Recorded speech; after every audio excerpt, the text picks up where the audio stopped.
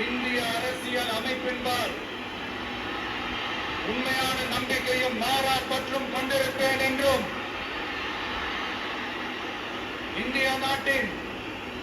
ஒப்பில்லாத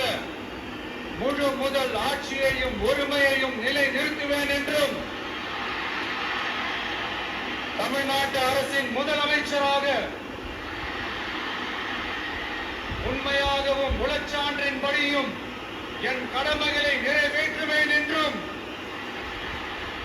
அரசியல் அமைப்பிற்கும் சட்டத்திற்கும் இணங்க அச்சமும் ஒருதலை சார்பும் இன்றி விருப்பு வெறுப்பை விலக்கி பலதரப்பட்ட மக்கள் அனைவருக்கும் நேர்மையானதை செய்வேன் என்றும் ஆண்டவன் மீது ஆணையிட்டு உறுதிமொழிகிறேன். சி ஜோசப் விஜய் எனும் நான்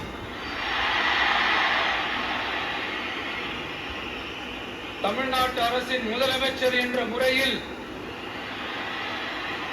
எனது கவனத்திற்குள்ளாவதும் தெரிய வருவதுமான எந்த பொருளையும்